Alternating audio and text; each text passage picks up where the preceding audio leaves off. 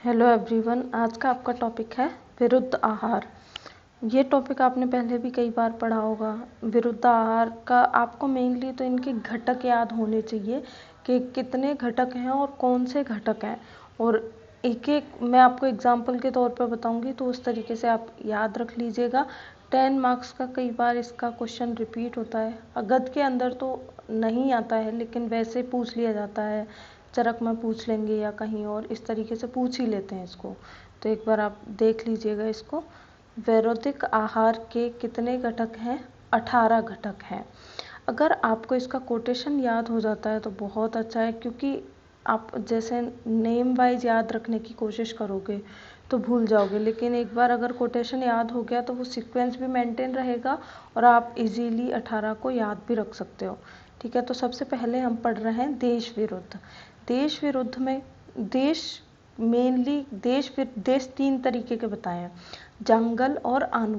तो यहाँ पर हम और एक बताया साधारण, यहाँ पे हम 2 की बात करेंगे, जंगल देश और आनुप देश। ठीक है, तो क्या बताया है देश में विरुद्ध क्या होगा? देश में विरुद्ध ये होगा कि अगर जिस देश में रहने वाला व्यक्ति उस जहाँ पर जो दोष पहले से बढ़ा हुआ है उसी दोष को बढ़ाने वाले आहार का सेवन करें। जैसे कि मान लो जंगल देश में कौन से दोष बढ़े हुए रहते हैं? वात और पित्त। और अगर कोई व्यक्ति पहले से ही जंगल देश में स्वाभाविक वात और पित्त बढ़े हुए रहते हैं और इन्हीं जो है इन्हीं से संबंधित वो रसों का या द्रव्यों का या आहार का सेवन कर रहा है, तो क्या होगा? वो उसके लिए देश विरुद्ध होगा। तो रुक्ष उष्ण व तीक्ष्ण द्रव्यों का अति सेवन करना जंगल देश का विरुद्ध होगा। और इसी तरीके से हम देखते हैं अगर आनुप देश विरुद्ध, तो आनुप में मेनली कौन सा दोष बढ़ा रहेगा? कफ।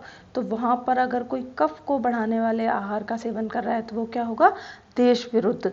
जनरली होना क्या चाहिए था कि जंगल देश वाले को तो स्निग्ध आहार करना चाहिए था और आनुप वाले को रुक्ष आहार करना चाहिए था, लेकिन ये वो ना करके ये क्या कर रहे हैं? उनके विरुद्ध का सेवन कर रहे हैं, इसलिए हम क्या बोलेंगे? देश विरुद्ध। फिर है काल विरुद्ध। काल में 2 काल की बात करेंगे, शीत और ग्रीष्म। अगर शीत ऋतु में जनरली क्या कौन से आहार का विधान है? उष्ण आहार करना चाहिए। शीत ऋतु में उष्ण और स्निग्ध आहार करना चाहिए, क्योंकि वहाँ पर अग्नि बढ़ी हुई रहती है, अपनी जठराग्नि बढ़ी हुई रहती है शीत ऋतुओं के अंदर। आपने ऋतुचर्या के अंदर पढ़ा भी होगा। तो शीत ऋतु में अगर शीतल व रुक्ष आहार का अति सेवन कर रहा है तो वो शीत ऋतु का काल विरुद्ध हो गया।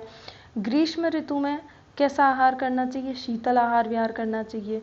ठीक है, लेकिन यहाँ पर कटु उष्ण तीक्ष्ण आहार का अति सेवन कर रहा है तो वो क्या होगा? काल विरुद्ध होगा। फिर देखते हैं नेक्स्ट घटक है अग्नि विरुद्ध।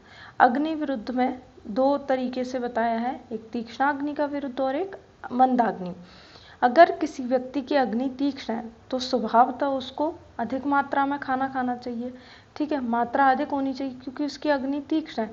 अगर अधिक मात्रा में नहीं खाना खाएगा तो क्या होगा? उसकी बढ़ी हुई अग्नि उसकी धातुओं को पचाना शुरू कर देगी, ऐसा आपने पढ़ा होगा। लेकिन इसमें क्या हो रहा है? अगर किसी व्यक्ति की अग्नि तीक्ष्ण और अगर वो कम मात्रा में आहार कर रहा है तो वो अग्नि विरुद्ध हो गया। अगर किसी की अग्नि मंद है तो उसको अधिक मात्रा में नहीं खाना चाहिए, उसको कम मात्रा में खाना चाहिए, क्योंकि अग्नि मंद है, अग्नि के अंदर पचाने की क्षमता नहीं है, तो वो अधिक आहार को तो बिल्कुल भी नहीं पचा सकती। इसीलिए अगर किसी की अग्नि मंद है और वो अधिक मात्रा में आहार कर रहा है तो वो क्या है? अग्नि विरुद्ध। फिर नेक्स्ट है मात्रा विरुद्ध। तो मात्रा विरुद्ध का तो फेमस एग्जाम्पल है, आप लोगों को अच्छे से याद भी रहना चाहिए, आगे बहुत काम आएगा। मैं भी कई बार आपको रिपीट करती रहूँगी। जैसे गर्भिश में ही देख लेते हम, तो मधु और घृत को सम मात्रा में मिलाकर क्या है? मात्रा विरुद्ध। क्योंकि अगर इनको समान मात्रा में मिला लिया जाएगा तो ये आम विष का निर्माण करते हैं। फिर उसके बाद सातवें विरुद्ध। सातवें विरुद्ध का मतलब ये है कि मान लो किसी व्यक्ति को मधुर रस साथ में है, किसी को कटु रस साथ में है, तो वो अपने जो रस उसको साथ में है उसको छोड़ करके अन्य रसों का सेवन करेगा तो वो क्या होगा? सातवें विरुद्ध होगा। जैसे जिस पुरुष को कटु रस उष्ण आहार प्रकृति के अनुकूल हो गया हो, ये अब उसको ओक साथ में हो गया, बार बार वो कंटिन्यू यही खाता था, ओक साथ में हो गया, तो अगर फिर वो इनको छोड़ करके मधुर और शीतवीर्य आहार का सेवन करेगा तो वो क्या होगा, सातवें विरुद्ध। कहने का मतलब वही है कि जो जिस व्यक्ति को साथ में हो, ओक साथ में हो गया हो, प्रकृति के अनुकूल साथ में हो गया हो, उसको छोड़ करके वो उसके विपरीत रसों का सेवन कर रहा है तो वो क्या होगा, सातवें विरुद्ध होगा। फिर नेक्स्ट है दोष विरुद्ध। दोष विरुद्ध में कि देखो वात प्रकृति का पुरुष है तो वात प्रकृति का पहले से इसकी प्रकृति वातज है, तो इस पुरुष को वात को बढ़ाने वाले आहार विहार का सेवन नहीं करना चाहिए, लेकिन वात प्रकृति होते हुए भी ये वात को बढ़ाने वाले आहार विहार का सेवन कर रहा है तो वो इसके लिए क्या होगा, दोष विरुद्ध। फिर है पित्त कफ प्रकृति के लिए, तो वही सेम चीज़ कि अगर पित्त प्रकृति का है और कफ प्रकृति का है तो वो इनकी प्रकृति को बढ़ाने वाले या इनके अंदर दोष को बढ़ाने वाले आहार विहार का सेवन कर रहा है तो वो होगा पित्त प्रकृति के पुरुष के लिए विरुद्ध, तो उसको भी हम किसके अंदर रखेंगे, दोष विरुद्ध के अंदर। फिर उसके बाद है संस्कार विरुद्ध। संस्कार विरुद्ध को अच्छे से स्टार मार्क कर लीजिएगा। संस्कार विरुद्ध में क्या आता है कि एरंड की लकड़ी में छेद करके भूना गया मोर का मांस क्या होता है, विष के समान होता है। यानी कि अगर मोर के मांस को एरंड की लकड़ी में पिरो करके अग्नि में भून रहे हैं तो वो क्या होगा, संस्कार विरुद्ध होगा। क्यों होगा, क्योंकि हो सकता है इनमें क्या होगा, रसों की विपरीतता या वीर्य के विपरीत होकर के ये क्या हो जाएगा, वहाँ पर विरुद्ध का काम करेगा। फिर है वीर्य विरुद्ध। वीर्य विरुद्ध में ये भी इम्पोर्टेंट है। वीर्य विरुद्ध में क्या आएगा, शीत व उष्ण द्रव्यों को एक साथ मिला करके सेवन, जैसे एक साथ ही ठंडा खा रहा है एक साथ ही गर्म खा रहा है तो वो हो गया वीर्य विरुद्ध। तो इसके अंदर दुग्ध और लवण का एग्जाम्पल आ सकता है, या दूध और मछली का प्रयोग भी एक साथ करने को मना करते हैं, तो दुग्ध और मछली का प्रयोग भी एक साथ नहीं करना चाहिए, वो भी क्या होता है, वीर्य विरुद्ध। फिर नेक्स्ट है कोष्ठ विरुद्ध। कोष्ठ विरुद्ध में जैसे अगर कोई व्यक्ति क्रूर कोष्ठी है तो क्रूर कोष्ठी को विरेचन कराने के लिए अधिक औषध देनी पड़ेगी हमें, नो डाउट, क्योंकि पहले से ही क्रूर कोष्ठ है, वात बढ़ा हुआ है, तो हम उसको कठिनता से विरेचन होगा, तो हम उसको औषध जो है वो तीक्ष्ण वीर्य वाली और अधिक मात्रा में देंगे तब उसको विरेचन होगा। लेकिन अगर कम मात्रा में और मंद वीर्य औषध का सेवन हम उसको करा रहे हैं तो वो क्या होगा, उसके लिए कोष्ठ विरुद्ध होगा। इसी प्रकार मृदु कोष्ठी व्यक्ति है तो मृदु कोष्ठी व्यक्ति को तो जो है बहुत कम से ही विरेचन हो जाता है, जैसे दूध पीने से ही विरेचन हो जाएगा या केवल द्राक्षा सेवन से उसको विरेचन हो जाएगा। तो अगर मृदु कोष्ठी है और उसको आप तीक्ष्ण वीर्य की औषध दे रहे हो और अधिक मात्रा में औषध दे रहे हो तो वो उसके लिए क्या होगा, कोष्ठ विरुद्ध होगा। फिर है अवस्था विरुद्ध। अवस्था विरुद्ध का मतलब है कि कोई काम करने के बाद उस काम के अनुकूल या परिश्रम के अनुकूल आहार ना मिलना, जैसे कि परिश्रम, मैथुन व व्यायाम में लगे व्यक्ति को वातवर्धक आहार का सेवन। अब ये जो काम उसने पहले करे हैं, व्यायाम कर रहा है, परिश्रम कर रहा है, उससे ऑलरेडी उसके शरीर में वात पहले से ही बढ़ गई और ऊपर से उसको आपने वातवर्धक ही आहार दे दिया, तो ये उसके लिए क्या हो गया, अवस्था विरुद्ध हो गया। एक कोई व्यक्ति है जो सारे दिन सोता बैठा रहता है तो उसके विहार से ही उसके अंदर कफ बढ़ा हुआ है, फिर उसको आप आहार भी कफवर्धक दे रहे हो तो वो क्या हो जाएगा, अवस्था विरुद्ध। जैसे आलसी, अधिक सोने वाले व्यक्ति द्वारा कफवर्धक आहार का सेवन अवस्था विरुद्ध होगा। फिर है क्रम विरुद्ध। क्रम विरुद्ध में क्या होगा, क्रम विरुद्ध का मतलब है जो दिनचर्या के अकॉर्डिंग ना चले।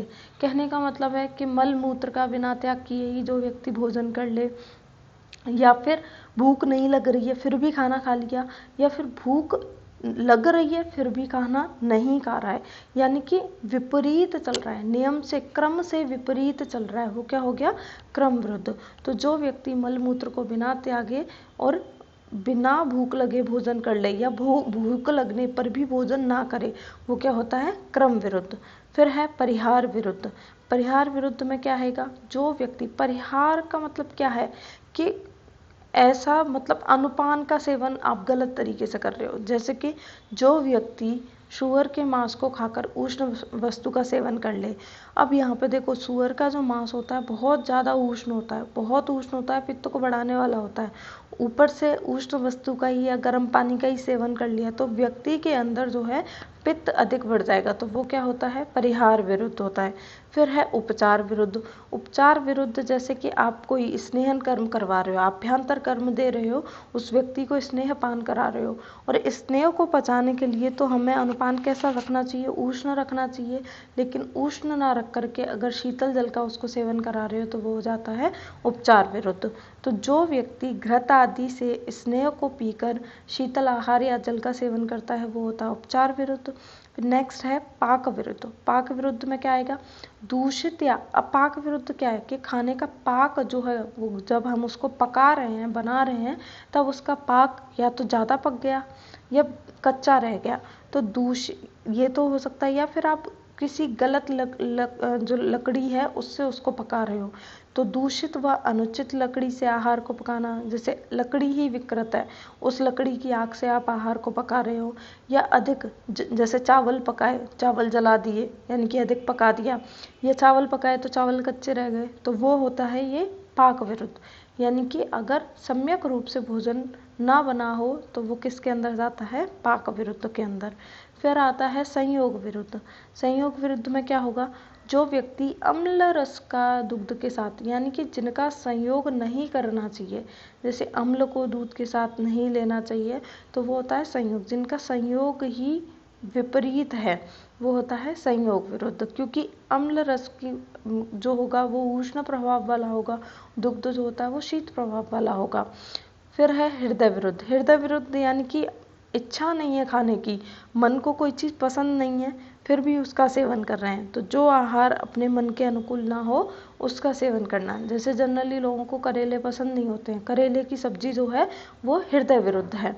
फिर है संपत विरुद्ध। संपत विरुद्ध का मतलब है कि जिस आहार या औषध में रस उचित रूप से उत्पन्न ना हो, कि आप जो है किसी पेड़ से जो है कोई ऐसा फल या सब्जी तोड़ करके लाए जिसके अंदर पूर्ण रूप से रस ही उत्पन्न ना हुए हों, या अतिक्रांत हो गए हों, जैसे उसका जो वो जो फल है या फ्रूट है जो भी है और या सब्जी है कुछ भी है, उसके अंदर रस अतिक्रांत हो गए हों या विकृत हो गए हों, हो सकता है उसके अंदर कोई कृमि लग गया हो। अगर ऐसे आहार का आप पाक करके सेवन कर रहे हो तो वो होता है संपत विरुद्ध। फिर उसके बाद है विधि विरुद्ध। विधि विरुद्ध का मतलब है कि भोजन की एक विधि बताई है, आहार विधि विधान। आप लोगों ने पढ़ा होगा, नहीं पढ़ा है तो आप इस बार भी पढ़ लोगे, आपके स्वस्थ व्रत के अंदर आएगा। आहार विधि विधान में एक भोजन की विधि बताई है। आपने अष्टांग के अंदर भी पढ़ा होगा कि भोजन को जो है एकांत में बैठ करके, नीचे बैठ करके, सभी रसों का उचित मात्रा में, इसी तरीके से वो एक सीक्वेंस है उसका, उस तरीके से सेवन करना चाहिए। अगर उसका पालन नहीं करते हैं तो वो होता है विधि विरुद्ध। कहने का मतलब है एकांत में जो भोजन नहीं किया जाता उसे विधि विरुद्ध समझना चाहिए, यानी कि भीड़ भाड़ में भोजन कर रहे हैं तो वो कौन सा भोजन होता है, विधि विरुद्ध।